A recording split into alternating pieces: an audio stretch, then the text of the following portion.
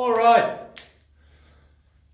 Now, today we're going to talk about tissue engineering, except we're going to look at it from its therapeutic benefits side. We're going to go through some examples of tissue engineered structures and how they're being used in therapeutics for drug screening, for personalized medicine, and for better prediction of the effectiveness of new medicines.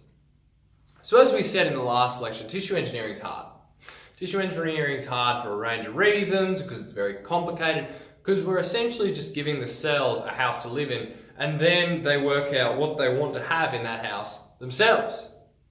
And so, when we do our tissue engineering, we need to consider the differences between that 2D plate that we discussed and the 3D co-culture that is truly representing the world that they live in. So, let's look at some examples of tissue culture in therapeutics. Okay, so the first example, and I think this one's really cool actually. So you have skin, and you've had an injury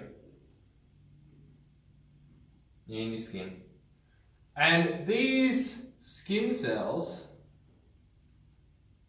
and they're probably more like down here because the epidermis is kind of non-active. But the stem cells down here are actually contact inhibited. The living cells in your skin are contact inhibited, which means that only these cells right on the edge of the injury, who are not contact inhibited, are capable of proliferating into the injured area. So what do? Well, we take a sample of skin, doesn't have to be like immediately adjacent, but we take a sample and we dissociate it, which means we take that sample of skin and we break it up and we cause each of the cells to be individual cells. They're no longer contact inhibited. And then we re-inject that, or we place it onto the point where the wound has occurred. Now, this is an important process in our bodies, because if we didn't have this, you would just get growth in your skin all the time. You'd have heaps of tumours and heaps of growths, and that would be bad. But in the situation of cell growth, in the situation of regeneration of wounds, this is really cool because it allows you to much accelerate the rate with which we regrow our skin after wounds. So that's a cool, nice little example of tissue culture for wound recovery. And you can see that it's very simple and it doesn't require a whole lot of approvals, because it uses things that we already know how to use. Okay. So another one is liver buds. And liver buds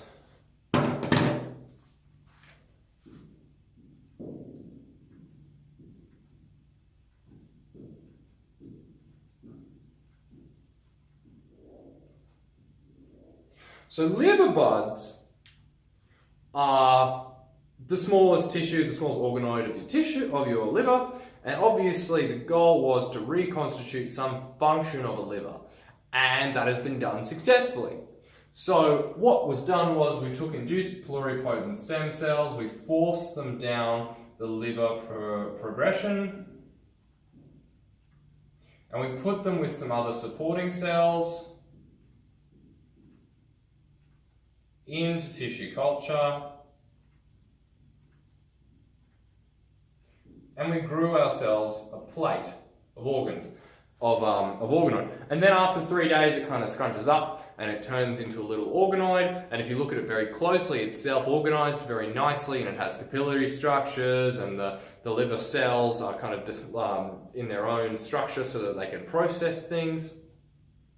And this is an important aspect of our cell culture for the creation of organoids, because IPS cells, induced pluripotent cells, when turned into organoid cells, will tend not necessarily to behave like mature cells would. So this is important when we culture it. When we culture it with the appropriate cells, we're more likely to get an outcome that's actually capable of processing and behaving like the predetermined cell that we want to create. And so, at the outcome of this test, we've got our little organoid. Give it some veins or whatever. And we implanted that organoid into a mouse. Right? We put it under its skin, and we saw this in nude mice because the nude mice don't have fur, and they don't have an immune response to human cells, and they put that in, and they saw it grow and get a vascular structure into the organoid. And then in a further test, what was done was we artificially killed the mouse liver, inserted one of these little livers, and put it into the mouse, and the mouse was kept alive. So we've proven through this approach that we can create an organ that functions. And this was in 2013. And this was the first time that we've created an organ. The first time that we created an organ and put it into a being and were able to totally reproduce the function of a real organ. And that's a big deal. That's a really big deal. And so that's an example of using tissue culture to just replace an organ. Tissue buds, organ replacement. I don't know if you can see that. Yeah, you can. Cool. All right. So then, the next example is gut crypts. Gut crypts for drug screening.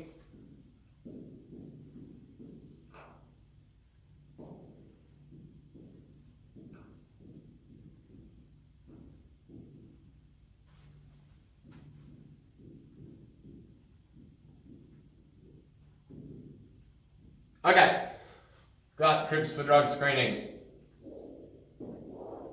So, cancer's bad, and cancer comes about as a result of mutations. Now, there are 5 or so genes that lead to a lot of cancer, and those genes, I'll write them down. So it's APC, SMAD. APC, SMAD, TP53, KRA, TP53, KRA, and also PIK3CA.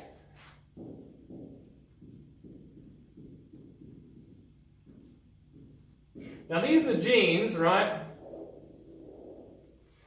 that when mutated lead to cancer. And so TP53 is kind of the upkeep of the genome, the protector of the genome, it protects us from modifications. Other ones here will lead to, they'll stop proliferation, they'll make your cells contact inhibited, which we discussed last time with the integrins. You know, if we're not attached to something, we die with the apoptosis. And so these genes, 5 of them, are in large part, you know, some of them have a 50% cancer rate,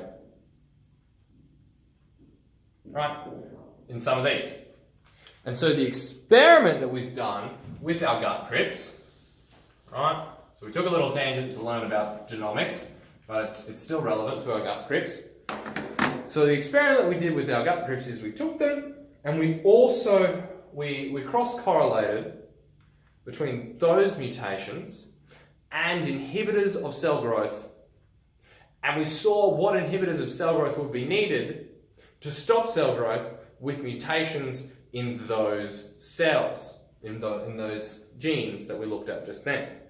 And what we found is that with greater degrees of genomic mutation, fewer and fewer regulators were actually able to stop the cancer. And so after a certain point, once you have 4 or 5 of those mutations, there's really no way to stop the runaway cell growth. Now that's important because we can use it in a therapeutic setting, right? So we have a patient, and they have cancer. And so we take a sample, say for the case of this, it's gut cancer. We take a sample, we do genome sequencing,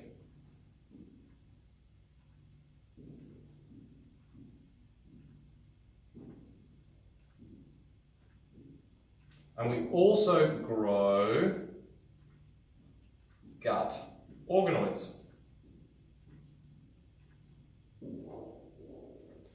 And now the genome sequencing tells us that we have mutants in A, P, C, and we also have mutants in SMAD, for example.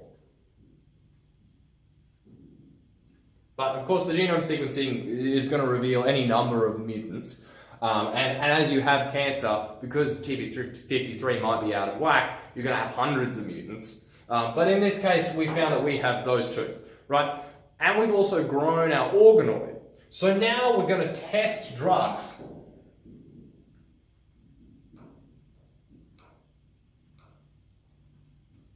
on the organoid. We're going to test drugs on the organoid. And what we found is that with close to 100% accuracy, we were able to predict whether particular drugs were effective on the human based on the outcome of the test with the organoids. Now that's a big deal, because that means that we can see ahead of time whether particular drugs are going to be effective on very complicated diseases like cancer. Now, like I said, there could be a whole range of genetic mutations in a specific given cancer. And because of that genetic variety, we can come out with a whole bunch of results of our genome sequencing, and our drugs might only target a couple of those mutants. But if we test those drugs on the gut cells, we can know with close to certainty that the cocktail of drugs we concoct is going to be effective on the patient, and that's a big deal. Okay, so, yep, almost precise. And so what is the potential? So we just looked at 3 examples, okay? We looked at liver cells, we looked at skin regeneration, we looked at gut crypts, and those are 3 nice little examples of regeneration, replacement, and drug testing. So 3 little examples. So what is the potential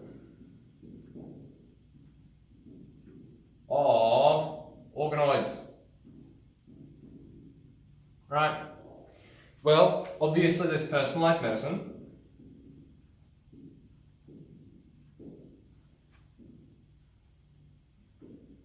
There's drug screening.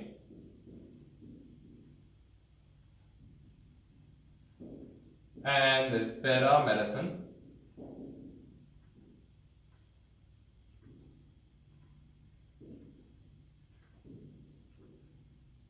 But I think most importantly is the fact that our tissue culture, as it becomes more similar to the true environment within one's body, we can test drugs more accurately. I think drug screening and drug testing is one of the most important ones, because screening therapeutics is so incredibly expensive, like on the order of $2 billion.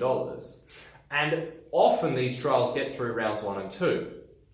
Rounds 1 and 2 being in the dish tests. So if we can derive in-dish tests that are really accurate representations of the in vitro environment, we can actually cut down a whole lot of costs and get more therapeutics through that are more effective. And so the aim is 3D culture. 3D culture with multiple cell types. 3D culture with multiple cell types. And that is how we can test drugs much more accurately and save money on getting new therapeutics to market. And that is 3 examples of tissue culture for benefits in therapeutics, and also the potential of tissue culture and organoids for therapeutics. Thanks, guys.